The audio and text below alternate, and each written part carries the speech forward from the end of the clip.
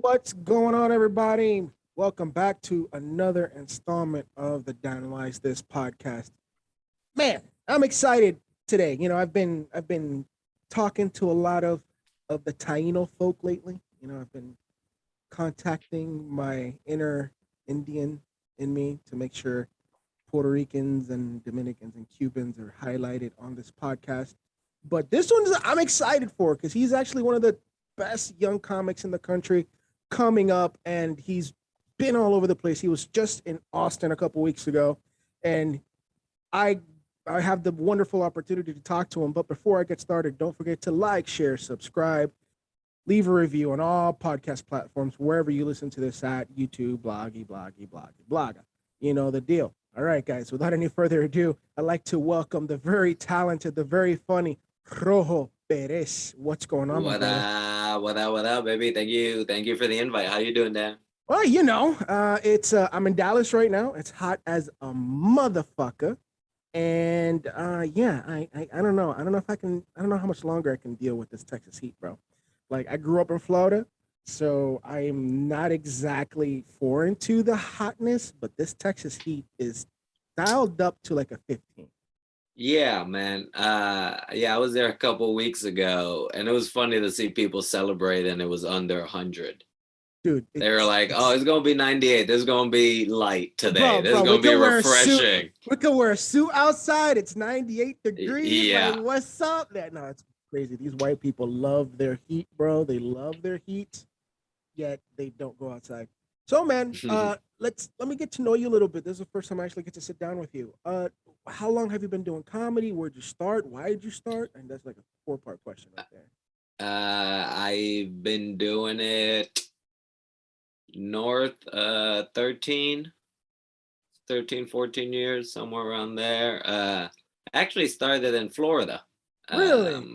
Yeah, I was going to college down in Lakeland, Florida, Ooh. and I started going to open mics in Tampa and Clearwater, Orlando, Ybor.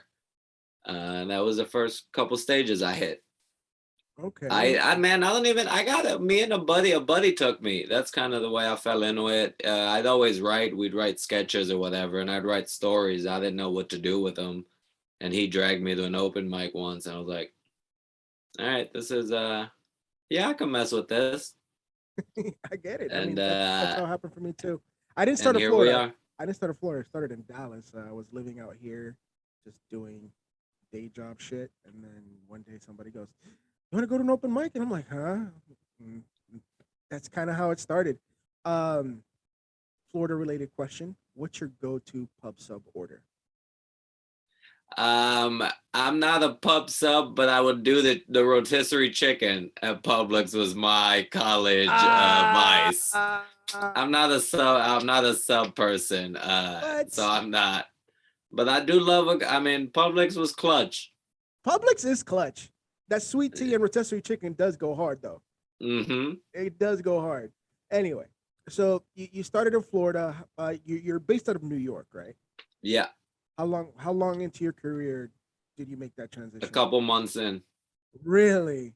Yep, I Well, graduated it. I graduated and left. I think I graduated December, and then April the following year, I was already in New York. man, tell me. I hear the wonderfully, I call them wonderful horror stories of New York City. Like the come up in New York City is very different than Dallas, than even LA and all these other big comedy hubs. Tell me about your story on the come up. How was that in the early years? How were the bringer shows? How was the business like for you? How was it just getting on stage in New York City? I mean, I was terrible. I wasn't good at all. Like it to Nobody's good. those first few, because I'm moving up very new. So I get here and I'm doing what I think my Florida A is. Man, this shit sucks. This trash. Uh, so I mean, I'm just going. I'm looking online. I'm trying to find out where the open mics are from, like hookah bars to downstairs basements to I'm going to Jersey City and doing an open mic in an apartment. I'm just bouncing. I got no clue where I should be going. So I'm just out here trying to hit every mic, every stage, like going uptown, going to Brooklyn. So it was a good way to learn the city, I guess. Figuring out where all the shit is at. But I don't, when you start doing, like I remember doing, I think I did a bringer at Comics. This was a club that used to be up on like in Chelsea area. Gorgeous club, beautiful. And I did the one bringer there. Never really did it again. Kind of didn't feel like the lane I needed. And I didn't know anybody. Who the fuck you gonna bring? You bad at the thing you do, and you got no friends yet. So who was I supposed to bring? Dude, that's how it is though, you know. Like I remember doing my first bringer show in Dallas. It's like I was new to the city, and you know, promoter at the time, Butch Lord, he was like, "Hey, here goes 50 tickets. Try to sell these." I'm like, fuck. I'm like 2 months in. I don't know what the fuck I'm doing. I was like, I don't know 50 people. I can, you know, I can bribe maybe 10, but I don't know 50 people. And then he was like, yeah, well, if you don't sell these, you don't get on stage. You know, it's like it was that kind of deal. Oh, but but that's also that to me is more barking than bringing. I've never heard of a 50-person bringer. Bro, for real. No. That's it. Like, I mean, a bringer gotta be 10 and under. That's what you would think, right? If you if you give me tickets, you want me to bark for your show. That's a whole different experience. Dude, well, and here, at least for me, it was like 2 weeks before the show. He gave me a stack. It was like, sell these. If not, you can't. You ain't going on stage. And you don't know any better. You know, when you first get started, you don't know any better. You're like, okay, I'm gonna do it, and you do it. And then I came back and like gave him half the stack back. I'm like, I guess I'm not getting on stage. I only sold like 10 tickets. It was like, and then he was like, it's okay. That's more than what I sold. And I'm like, what the fuck? You know, like, just scare me into selling tickets, bro. Dude, I remember the first time I was still pretty young in the comedy, and I was talking to my grandfather. I was back in Puerto Rico, and we talking, and he goes, so how much you get paid doing this? And I go, oh, I don't get paid. He go, what? And I go, no, sometimes I actually pay them to let me get on stage. And my grandmother went, well, tell them no.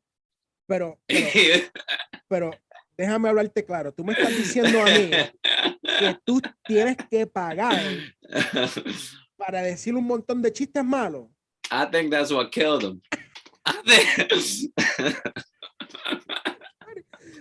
Espérate. Háblame claro. Tú estás pagando para contar las historias de nosotros como un animal. He couldn't believe it. Because also, I was the only one who went to college. So they gonna go. Like, you the only one who tried it. What are you doing? Espérate, déjame hablarte claro. Tú fuiste para la universidad, gastaste mi dinero para contar chistes y no hacer dinero. Que Dios te bendiga, puñeta. So are you're Puerto Rican, obviously. Are you like born on the island or like weirdly I had like a reverse. I was born here in New York, but I grew up on the island. Really? Like yeah. Camacho. Interesting. Yeah. I guess that's something else we have in common. Oh my God, that's interesting. That's fun. I caught like the tail end of like my parents, like their American dream type thing, you know, where I don't know, back then it was just like you work till you have enough money to like buy to move back. Yeah. So that was like, so they spend their 20s, 30s, early 40s here. And then I came along towards the end or whatever. So we left when I was like 7 or 8, somewhere around there. Okay. So how much has our culture, the Puerto Rican culture, influenced you in your comedy? Because I know like it's influenced me a lot. You know, my dad's stories, my mom's crazy ass. You know, going through breakups and her trying to overfeed me. But like, how does that like influence you? Like you've been all over, so. Um, man, I guess it does, but I'm not super conscious of it when if it does. Like I don't if I talk about something from Puerto Rico, it has to be something that to me is very, like I used to tell this story about going to a cockfight as a kid. Uh-huh. That to me is so specific Puerto Rico, I would talk about it. But if it like as far as, I don't know, I think reggaeton influences me more. The Alright. flow of that speed, those punchlines help me more, I think, than like the culture of growing up there. So like Bad Bunny lines be like I making think, you yeah, and I go feel. all the way from more from a bunch of artists, but just I think there's something very interesting because this is what the generation is finding funny. This is what they're interested in coming up. Okay. So that I think helps me, I guess, talk to them more, or at least stay current on how they're communicating, on how they're talking. Okay. Okay. So, you know, we were saying that you've had this journey. You go to school in Florida. You know, you somehow came from Puerto Rico via New York City. You know, you're in New York. You're doing these, you know, open mics and bringer shows. At what point in the early years where you're like, this is what I'm doing? Like, there's nothing else. You is that? Can you repeat the end of that again? Like, at I'm what sorry. point in your comedy did you look at yourself in the mirror or say to yourself in some capacity, this is what I'm doing? There's nothing else. There's no plan B. There's, you know, like, I would, dude, honestly, I made an agreement with myself that I was ready to spend all of my 20s eating shit. But very early when I started, I went, get comfortable that I know there's a process. mm-hmm. So there were like little stuff that were like the first time you get a paid spot, the first time you do a real cool show in Brooklyn and you do well in front of those people. Like those little things kept like nudging up. Like I remember getting a look from Montreal real early and making it all the way to the third round of the final round of the regionals for Just for Laughs New Faces. And I didn't get it, but at the time I remember being like, man, I'm onto something. Mm-hmm. I'm about little wins, the little steps is what kind of kept it going. Then you get like your first TV thing and you're like, okay, somebody else sees it. And you do festivals and you try so hard to get into festivals that again, you pay the go-to. Mm-hmm. You pay to submit, you pay the go-to, you put yourself up and you still kill to be like, fuck, but let me get in. Let me get in, And please. then let me do Bridgetown. Let me go do Moontower. Let me go do, Moontower pays, but like whatever, other comedy addicts, great festivals. But it's like that stuff is kind of like what helped me eventually go, yeah, this is it. And then now the resumes, there's too much of a gap in the resume to fucking do anything else. It looks like I've been in jail. It looks like I've been incarcerated for the past 14 years. Yeah, it's okay. You just got out of jail with King Tone. You know, you're back in the streets now. You know what I'm saying? Old school HBO Latin King documentary. Jesus, I'm done. All right, so I love this. You know, comics are writers at the end of the day. You know, we talk and we perform and all this, but we're writers. And one of my favorite questions to ask writers and comics on this podcast is, what's your process? How do you come up with your material? It's changed over the years, but now I do a lot more of, I jot a lot on the train. Mm-hmm. and I'll just put it in. I'll sometimes a thought, a sentence, an idea will just pop in, and I'll put it in my notes. And sometimes I'll let it sit for a day or two, till when I have time to go, all right, we're gonna try to flesh this out. Then I'll sit down with those bullet points and try to sheet it out, like write it out. And after I write it out, then try to go back and chop out. Okay. And try to read it out loud and go, blah, blah, blah, blah, blah. Oh, here there should be a laugh.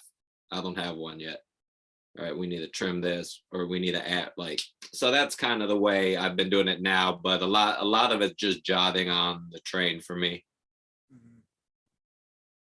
Where do you go on this train? Like, where's usually the place that you're I'm probably going to shows. Okay. I'm going from spot to spot, but you're like, if you're in that mindset of like, I'm going to do stand-up, or I'm leaving stand-up to go to another. So like my brain is already kind of thinking in that form. So I find it helpful. That's when I can like jot down real quick, and I kind of write in that quick one line way you hope you do for jokes. Mm-hmm. Favorite bodega? Central Market. A Central Organic on Central in Bushwick. What's your order? I'll do a turkey sandwich, but they got if you go on the right night, the owner will give you a shot of tequila. Oh shit! So you just gotta know when to go. you just gotta know, be like, hey yo, let me get that y'all do side. Mm-hmm. That's my spot. All right. So, that's your favorite bodega. Where can I, if I were to go there tomorrow, and I want your opinion. If I want a dope slice, where would you send me to? I mean, people really love artichoke, but it's not a traditional slice. Mm-hmm. It's a thick, real big chunk. I would go Not Ray's in Fort Greene. That's not bad. I think that's a solid one. Fuck, I'm missing one in Little Italy. I can't remember. No, I'm gonna stick with Not Ray's in Fort Greene. It's called Not Ray's in Fort Not Greene. Ray's, as in it is Not Ray's famous pizza. So not get your pizza down to Daddy Green's Pizza from Barry Gordy / Dragon. We're not gonna go there. No. What do we? Come on. Are they still they're still serving me the same pizza from the last Dragon? I don't know. Shit's evolved. Shit's evolved. They're putting kale on pizza, motherfucker. We got brick ovens now. You think I'm gonna worry about this shit? Oh my God. All right. So, as comics, we're also businessmen, right? And we have to hopefully. And not the fucking truth. So how, you've been doing it 13 years. You kind of know who you are already, right? At least we would hope. How do you market yourself in a very crowded space? What do you do to stand out? Because I know from you, from not only YouTube, but other comics. And, I remember when I first heard about you, one of my good friends, Richard, he was like, bro, you need to watch Rojo Perez. I'm a fucking killer. And I'm like, cool. And then I found out you were an awesome. I'm like, my opportunity to get this motherfucker on the podcast. Let's do this.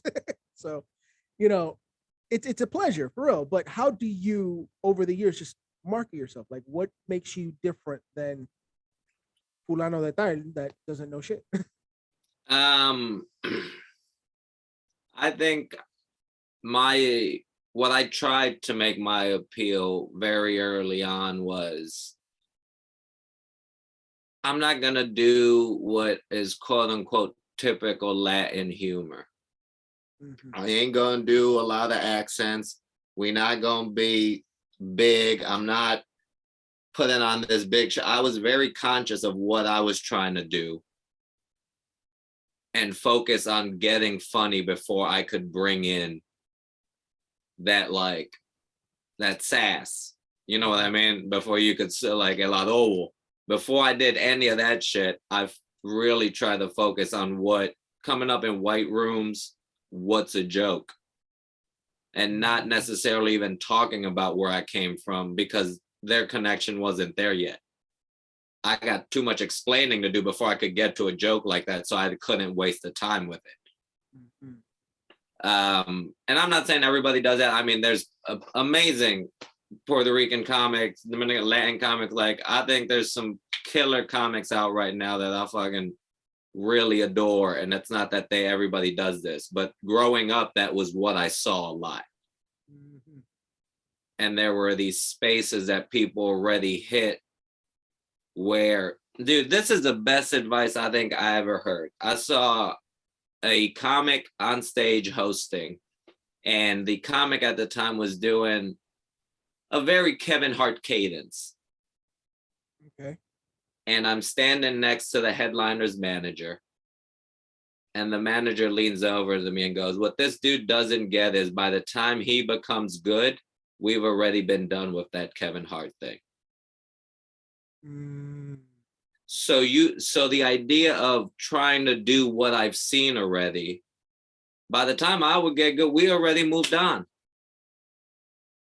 There's a new wave of how people are doing it. So for me, it was a very conscious thing to go, find your own, try to really narrow what you do and keep it unique. It may take me longer. It's like there's other comics who I came up with who started after me who are doing better than I am. Puerto Rican, Latin comics, and that's great on them. But I was very conscious of the choice I was making. So I think to try to stand out. So, like, for me, and I always kind of relate this to my experiences. I've been doing comedy right about 4 years, and I started late. I started at 28, so I feel like what I lacked in like formal, training. I didn't go to art school. I made up in life experiences and living life and all this. I fell into that trap of another Latin comic talking about being Latino, and I fell into that really early. And working with a lot of Mexican comics here in Texas, and they were like, "Listen, it's been done before. You're a way better person than that. Write new shit. Talk about yourself, but talk about you, Daniel Gonzalez, not Daniel Gonzalez, a Puerto Rican, but you, Daniel Gonzalez." And that transformed the way I write. That piece of advice transformed the way that I write. If you, Rojo, saw a new comic, a couple years in, 6 months in, whatever, and they ask you some advice, what is something you would tell them, to help them along in their journey? I guess without seeing them, I would immediately, the go-tos are, do you record every set? Do you listen back even at the shit ones? You're not listening for laughs. What are you listening for? Are you listening for the words? Be honest. You know when a joke should happen. There's missing. Don't fall in love with a joke. Over time, a joke that works early stops working.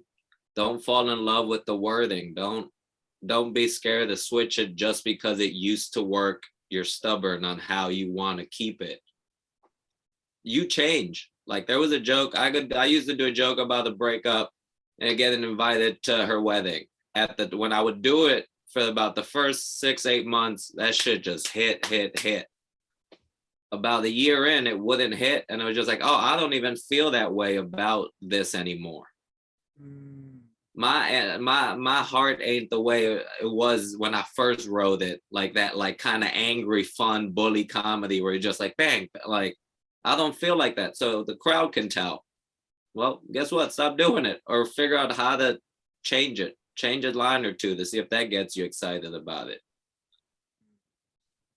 How, 13 years is a long time in comedy.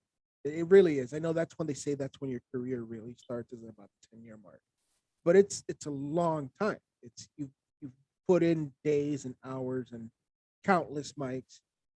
What keeps your motivation? I I think I can be really good at this, dude. I don't know what it's weird to say it. It's weird to say it, but it's like ego. I feel it because I'm like motherfucker, I'm good at this shit. Like you might not see it now, but I'm good at this shit. I think I can I think I can appeal to a Puerto Rican generation coming up. And not solely Puerto Rican, but I think that's where the focus is. And I think I genuinely think I'm pretty good at this, and I'm excited to see when it connects, when it all connects. Interesting. So okay, let's go back. Let's talk influences. Who influences you? Who you talked about reggaeton being a huge influence to you, but comedically. Early on, I mean, the first early on ones were, I mean, John Leguizamo's, the Broadway shows were just, to me, that was something different because I don't really remember seeing someone be that personal about their family, being so vulnerable about something, and still being able to laugh at how uncomfortable it kind of felt. I thought those were huge. I mean, obviously, Chappelle's Killing Them Softly was a big one. Cosby's himself. Ellen's first one on HBO was a big. Sinbad had a clean one that I would watch over and over. And Comic View. Those were early. For some reason, we got BET in Puerto Rico. My dad bought this, like, it wasn't cable, but it was this fucking like ghetto satellite dish. This bitch, I swear it was this big, and it had what called galaxies. Every galaxy had 10 channels, but to get to another galaxy, the whole shit would move and the house would shake. So it would go. Ooh. So if you're trying to watch porn at night, dude, that whole bitch switching over, the whole house wakes up. Trying to watch Skinamax, your daddy be like, he's watching Skinamax again. My neighbor in Orlando, where I grew up, had one of them motherfuckers, and like in the middle of the night, be like, and then my dad will be like, "It's like I was watching Skinamax right now." Watch. Again, nobody moved the satellite that late. You know what? But one of the other channels was BET, and I would watch Comic View. BET Uncensored right after Comic View, dog. Mm-hmm. So like I love that you mentioned John Leguizamo, because John Leguizamo to me is my number one all-time guy for me. I've said it on the podcast.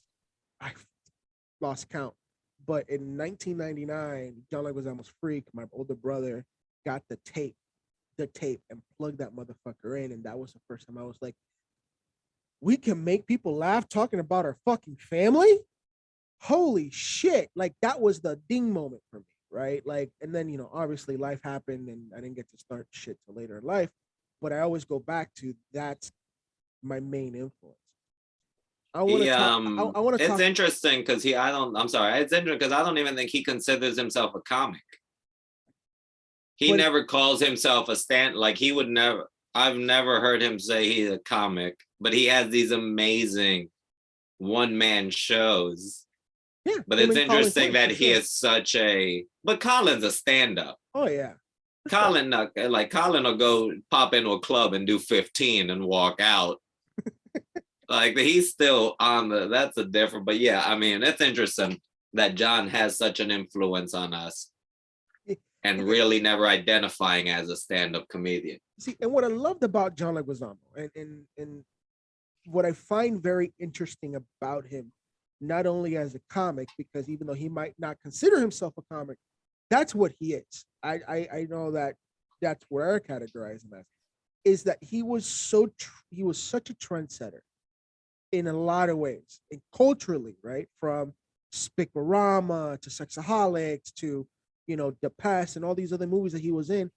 But like he pushed forward, the trans agenda. He pushed forward the Latino agenda. He pushed forward so many things, let it be on purpose or just him being himself, which either way, it, it had an effect, especially for guys like you and me.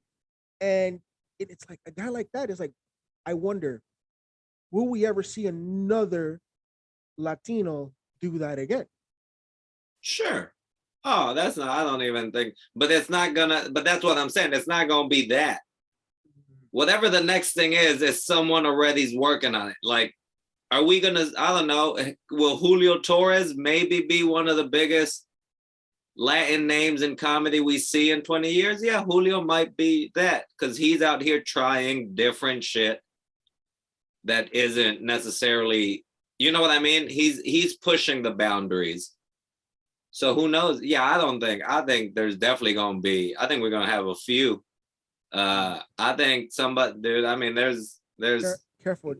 Bad Bunny's gonna do stand up pretty soon. Watch. I mean, Jesus Christ. Ese cabrón. You know what? Everything he does goes to it sells out. So fuck it. Why not? Also, you're like, I immediately wanted a bitch, but it's like, man, if he need an opener, goddamn, I'm gonna open these shows. You're like, I'm gonna bury that motherfucker every time. Let's do this. I might start singing some of his songs just during my set. No, bro. Dude, I'm enjoying my time. I know that we've got a little bit more time left here, but we talked about, you know, how you came up, where you're going now in this stage in your career. Where do you see the next 5 to 6 years? Where do you see yourself? Is it a special? Is it, sitting down with Rogan? I don't know. Like, I don't know what your personal goals are, but I want to see where do you see yourself in 5 years? I mean, I see myself being much more of a household name in 5 to 6 years, and I don't know what capacity that ends up being. I don't, obviously the dream, I want 2 specials in the next 5 years. I don't think that's super ambitious. You want, like, I want at some point the chance for that TV show. I don't, who knows if it'll come through or not. It might be in a cartoon. It might not be live act. Like, who knows? But I think in the next 5 or 6, people look back and enjoy this podcast. Hey, thank you. Speak that into existence. We're looking at hopefully 100,000 subscribers by January of 2023. That way, Rojo Perez can have that, that special, and he'll have me open for him, which will be great. Yeah, if Bad Bunny's not busy. If Bad Bunny's not busy, Bad Bunny could do the opening number. I'll do the feature spot. Then Rojo can close it out. That's the way to go. I'll be singing that, that Moscow Mule, bro. That's my new shit right now. That Moscow Mule fucking joint. Nah, bro. I don't want to keep too much of your time, bro. You've been. I'd love to see what the sales were for Moscow Mules in Puerto Rico, the Bronx, and South Brooklyn. No. You forgot to add Kissimmee and South Cimarron, Orlando, and Allentown, Pennsylvania, and Killeen. I'd love Killeen. Gotta be erupting. Killeen, bro. God, every military dude walking in ordering a Moscow Mule right now in Killeen, Texas. Pongo wow. Bro, so here's the thing. Can I have you can I do something real quick with you on the phone? So I have a friend of mine, and I'm gonna put you on speaker, hopefully. A friend of mine who's a huge fan of yours. He actually is the guy who made me contact you, even though he doesn't know you personally because he's on the Austin boards. His name is Richard Aviles. He has a podcast out of Springfield, Missouri. He was like, bro, I get a hard dick every time I think about Rojo Perez's comedy. That's weird. It is a little weird, but you mind if I call him and we prank call him while we're here? Sure. Wait, what's the prank? Well, you just want to call him and say hi. Okay. I just want to call him, say hi, and let's see how he reacts. He did this to me. It's really payback because he did this to me with Mark Vieira. He had Mark Vieira on his podcast, and I was like at work, and then he goes, "Hey, I got somebody on the phone for you. can you real quick? And I'm like, all right, whatever. So just give me a second. I'm gonna go ahead and I'm gonna put. Don't go ahead. Don't say anything. I'll talk when he picks up. Put it on speaker. I got something for him. All right. I'm gonna say we'll need them. Give me one second. Hey, you still hear me? Yeah. Okay, cool. Better make sure this thing is up. Guys, this is a whole different. Here we go. There, Richard. Okay, now let's see if he answers. He send you the voicemail. Watch. Hello. Yo, Richard. Yes, hello. Yeah, man. Can you? What's wrong? Can you hear me? Yes, who's this? No, I hit you up about doing your podcast and you never got back to me. What the fuck, dude? Oh my God, it's Rojo. Boys, what's up, Bobby? What up, Pa? You good? I'm good. How you doing? I'm doing all right. I'm just here doing a bonus cameo for your boy. He said he paid me $20. You know why he's doing this, right? Yeah, because you fucking got me, motherfucker. All right, bitch. Call you back later. Take it easy, Rojo. Yeah, baby. Have a good one. Rojo, that was fucking great. Thanks. That was exactly the reaction I was looking for. Oh my God. Guys, I want to thank Rojo for everything. I appreciate you taking some time and hanging out and talking. You're a fucking killer. You're a pro. And do you have any shows coming up you want to promote? Anything, Yeah, yes. This is coming out when? This will be out. Let's give you the exact time. It'll be out in 2 weeks. Not this Monday after that. Yes, come see me with Tone Bell at the Dallas Comedy House. Dallas Comedy Club? Bro, Dallas Comedy Club. So come see me with Tone Bell there, and at the third week of August, somewhere around there. It's easy. Y'all got at least look up. Jesus, I'm doing a lot. Just look up. I'll be there and listen to my album. It's called Words. It's on Tidal. It's on Pandora. It's on iTunes. I don't even care if you listen, hit play, walk out the room. I could care less. There you go. Just play it. He needs it. I just need them stream money. All right, guys. Don't forget to like, share, subscribe. Give Rojo Perez all your money. Give Rojo Perez all your likes and all the love in the world. Thank you so much, Rojo. Guys, don't forget to like, share, subscribe on the podcast. Leave a review. All that good stuff. And without any further ado, have a good day, good evening, good night, and have a safe drive. 1